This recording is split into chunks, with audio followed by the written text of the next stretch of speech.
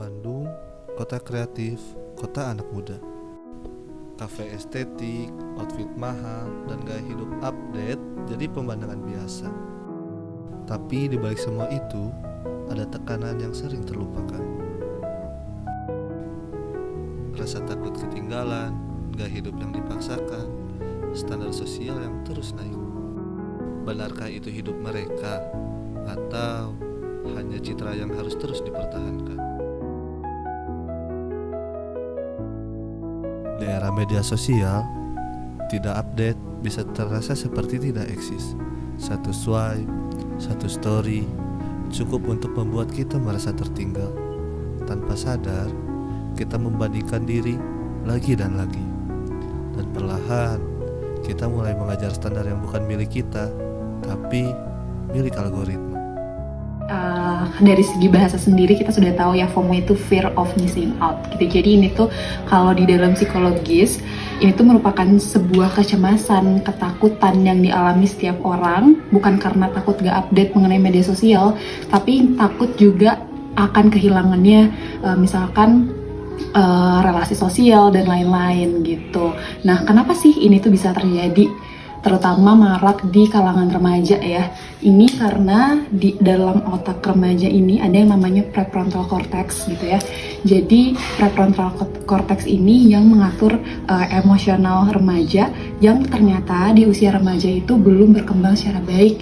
Jadi belum bisa betul-betul mengambil keputusan dan mengendalikan dirinya secara baik kayak gitu. Jadi memang FOMO ini cukup rentan juga terhadap khususnya remaja yang memang aktif di media sosial kayak gitu. Tekanan untuk tampil menarik di media sosial mendorong remaja mengejar gaya hidup tinggi. Sebagian memilih jalan instan seperti pinjaman online dan judi online. Prosesnya cepat, tanpa jaminan, tapi risikonya besar. Utang menumpuk, bunga membengkak, dan citra yang dibangun perlahan berubah menjadi beban.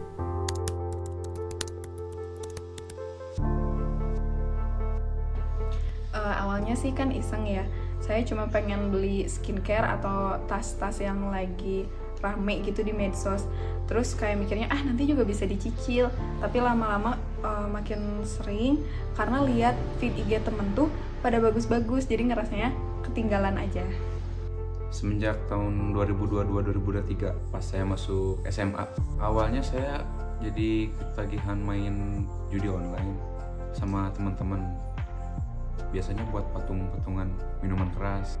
Apakah ada kaitan antara kebiasaan berhutang, misalnya pakai pay later untuk gaya hidup, dan kondisi psikologis tertentu seperti kecemasan sosial atau haus akan validasi?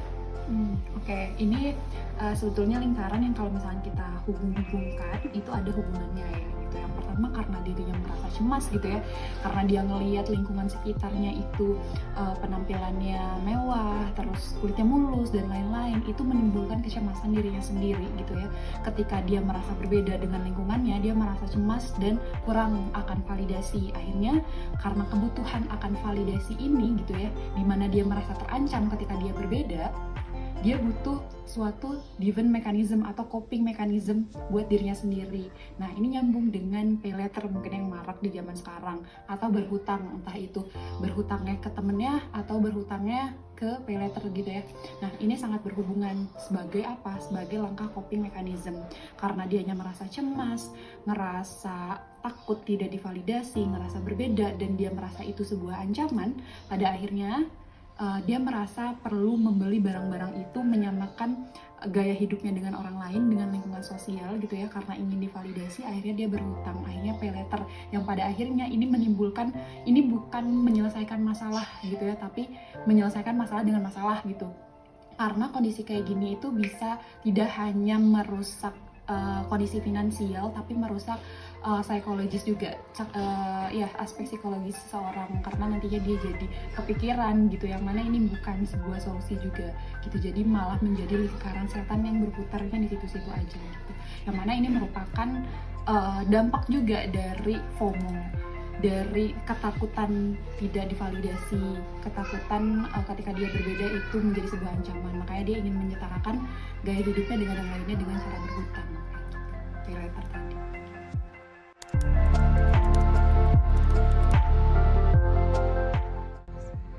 Saya lebih ke media sosial sih, soalnya saya sama teman-teman kan sering main game online juga. Nah, uang saya pay later biasanya dipakai buat top up.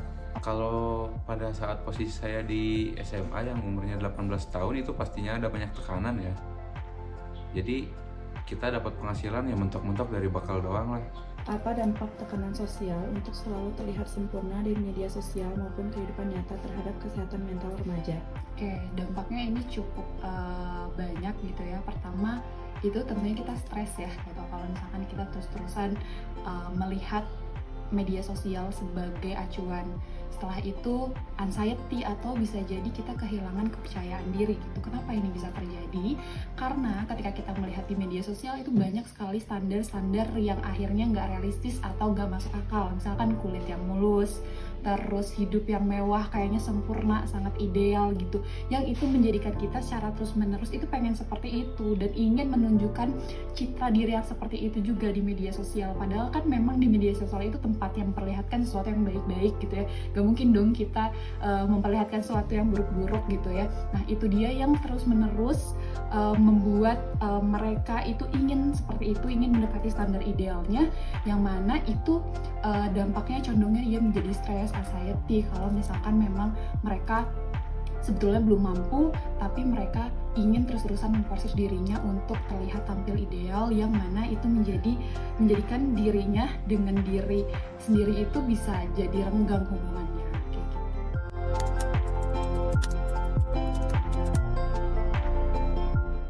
Media sosial itu racun banget sih, soalnya jujur setiap scroll TikTok tuh selalu lihat orang-orang pada bagus-bagus. Jadi aku merasanya aku selalu kurang dibandingkan yang lain. Apa yang sebenarnya terjadi saat seseorang merasa harus tampil mewah atau mengikuti tren hanya untuk diterima secara sosial dan hubungannya dengan konsep diri? Oke, hubungannya dengan konsep diri ya, apa sebetulnya yang terjadi? Nah, sebenarnya yang terjadi di sini itu adalah adanya incongruence atau ketidaksesuaian gitu ya. Yang mana ini ada ketidaksesuaian antara konsep diri dan ideal self yang diciptakan gitu. Nah, khawatirnya atau mirisnya mungkin ideal self itu ternyata tidak diciptakan oleh dirinya sendiri, tidak memang lahir karena konsep dirinya sendiri, tapi itu lahir karena adanya dampak-dampak eksternal. Misalkan mereka nih harus tampil dengan kehidupan yang mewah yang itu dijadikan ideal self-nya, yang ada setelah itu ada ketidakcocokan antara konsep dirinya sendiri dengan konsep ideal yang dibentuk oleh lingkungan sosial, bukan dirinya sendiri. Nah itu ada ketidaksesuaian yang mana ketika itu tidak sesuai antara dirinya sendiri itu akan membentuk false self gitu. Sebetulnya dirinya sendiri itu tidak mau untuk seperti itu, konsep dirinya tidak merujuk ke sana, tapi merujuk ke sana karena adanya tuntutan sosial. Mungkin bukan tuntutan juga ya, karena itu dianya melihat situasinya seperti itu dan dia mengharuskan dirinya seperti itu.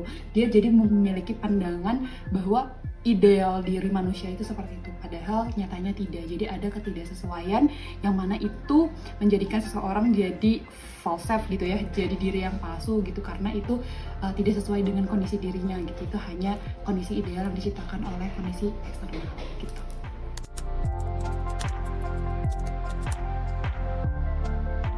Percaya diri sih ada kalau kita lagi pegang uang, tapi kalau udah ketagihan saya udah down banget sih, udah nggak bisa keluar rumah, banyak yang tagihin. Apa saja tanda-tanda psikologis dari seorang yang sedang mengalami tekanan karena hidup untuk citra atau terjebak dalam gaya hidup performatif? Oke, yang pertama mungkin tadi ya kecemasan gitu ya, kecemasan akan berbeda dengan orang lain, merasa dirinya diancam ketika dia berbeda dengan standar ideal yang sudah berlaku di masyarakat, khususnya di media sosial gitu. Terus yang kedua, biasanya moodnya swingnya itu tergantung dengan respon eksternal, misalkan validasi eksternal, misalkan orang lain sedang mengakui dirinya baik, gitu, sedang dipuji-puji, like-nya lagi banyak, komentarnya lagi oke, biasanya itu moodnya bagus. Tapi ketika gak ada yang komen sama sekali nih, biasanya moodnya jadi jelek gitu. Itu kan menunjukkan bahwa mood dia itu tergantung respon eksternal gitu. Kemudian anxiety, cemas secara berlebihan gitu ya, tidak bisa membedakan, kemudian ngerasa dirinya kosong gitu ya kalau misalkan nggak ada validasi dari orang lain gitu.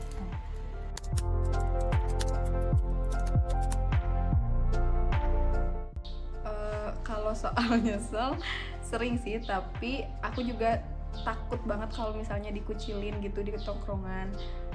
Terus kalau tiba-tiba berubah jadi biasa aja, kadang ngerasa hidup tuh harus kelihatan wah.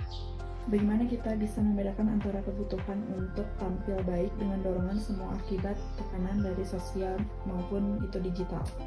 Oke, kayak ini yang harus kita disclaimer dulu ya teman-teman, bahwa tampil dengan baik, dengan menunjukkan citra diri yang baik itu adalah bagian dari self respect, bagian dari cara kita menghargai diri kita sendiri gitu ya. Nah, tapi yang jadi masalah adalah ketika kita tampil di depan publik, di depan orang lain itu secara terpaksa, adanya kecemasan atau dorongan dari eksternal itu yang tidak sehat gitu ya. Ketika kita pengen tampil karena diri sendiri, karena kita menghargai diri sendiri, karena kita respect ke diri sendiri, itu baik dan itu memang yang harus dilakukan seharusnya. Tapi ketika ada tekanan atau dorongan, misalnya nih kita mau posting sesuatu tapi kita ragu, kita mikir-mikir berjam-jam nih posting enggak gitu ya. Nah itu yang menjadi indikator-indikator mengarah ke hal yang gak sehat gitu. Kita memikirkan pandangan orang lain terhadap kita, ketakutan, kecemasan berlebihan gitu terhadap hal itu yang harus dibedakan. Jadi intinya adalah ketika kita menampilkan sesuatu untuk diri kita sendiri sebagai bagian respect untuk diri kita sendiri, itu sehat dan itu memang yang seharusnya dilakukan. Tapi ketika kita menampilkan diri sendiri itu untuk dukungan orang lain, validasi orang lain, atau adanya keterpaksaan, itu yang gak sehat kayak gitu.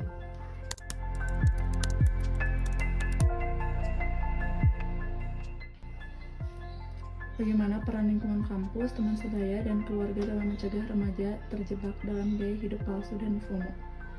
Oke, ini cukup penting ya, karena kita nggak bisa terus-terusan anxiety, cemas secara berlebihan gitu. Kita sebagai manusia juga butuh yang namanya support system, baik itu teman sebaya, teman kampus, keluarga, orang tua, dan lain-lain gitu. Tapi yang pastinya dipilih juga, disaring mana yang baik, mana yang tidak gitu ya. Kita kan usia remaja seperti itu harusnya sudah bisa membedakan mana yang baik, mana yang benar gitu. Pilih lingkungan teman yang betul-betul bisa support, yang bisa memberikan saran secara empati, yang sama-sama memotivasi, bukan malah sama-sama membandingkan diri sendiri untuk mendekati kondisi ideal dari eksternal gitu ya. Jadi pastikan itu penting, tapi pastikan mereka itu juga bisa memotivasi, betul-betul memberikan saran dengan empati, bukan malah membandingkan gitu.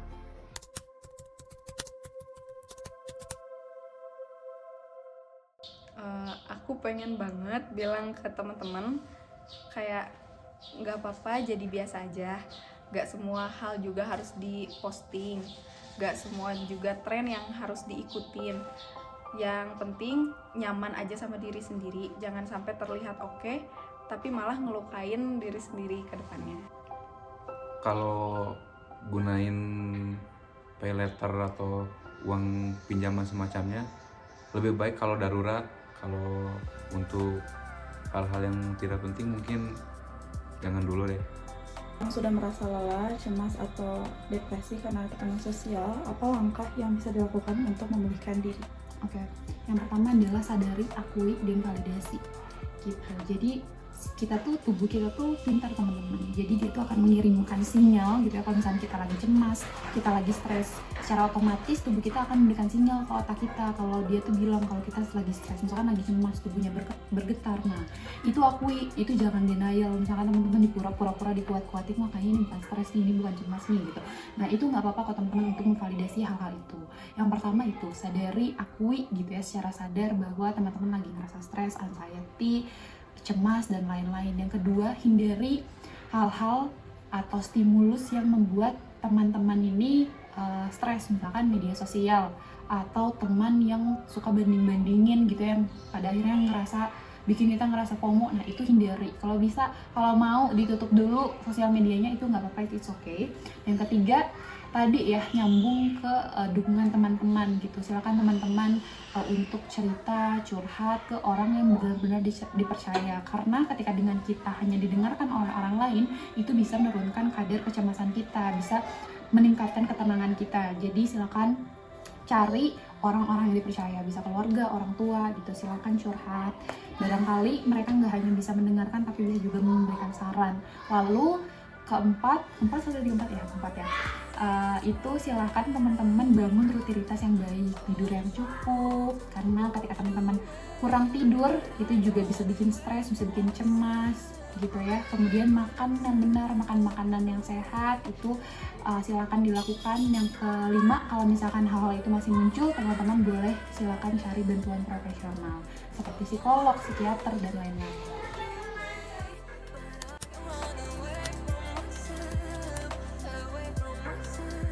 Kebutuhan untuk diakui dan dilihat menjadi sangat dominan pada masa remaja, terutama di era digital.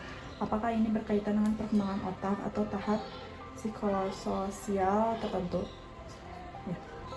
Oke, yang pertama tadi sudah dijelaskan di awal ya, bahwa prefrontal cortex yang ada di bagian tubuh manusia khususnya untuk remaja ini itu belum berkembang sempurna gitu. Jadi memang usia-usia segini tuh sangat rentan juga, karena cara ia menentukan keputusan dan lain-lain itu belum betul-betul stabil gitu ya, karena belum berkembang dengan sempurna.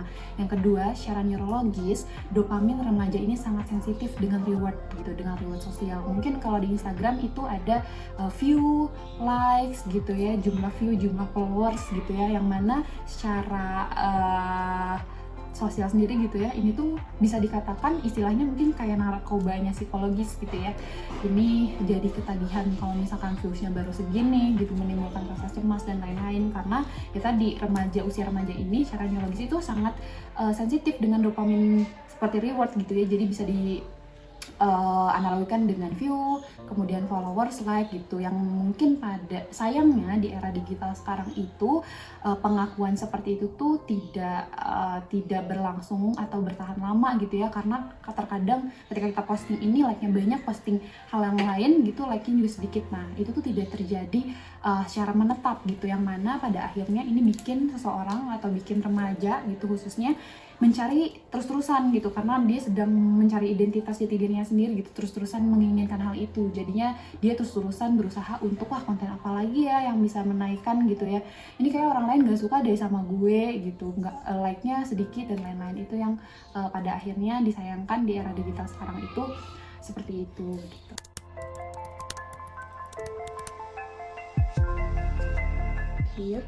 Bagaimana pendekatan psikoterapi atau konseling yang biasanya dilakukan untuk menangani remaja yang mengalami stres atau depresi akibat tekanan gaya hidup digital dan juga sosial? Oke, sebetulnya kalau penanganan secara psikologis atau terapi sendiri itu tiap orang berbeda-beda, tergantung nanti diagnosa dari psikolog atau psikiatersnya itu seperti apa. Ada mungkin tahap-tahapannya berbeda, ada yang cuma membutuhkan supportive konseling aja, jadi dia konseling rutin gitu ya, nanti dibantu konseling oleh psikolognya. Lalu juga ada terapi yang namanya CBT. Nah itu terapinya itu mungkin teman-teman boleh sambil searching juga gitu ya.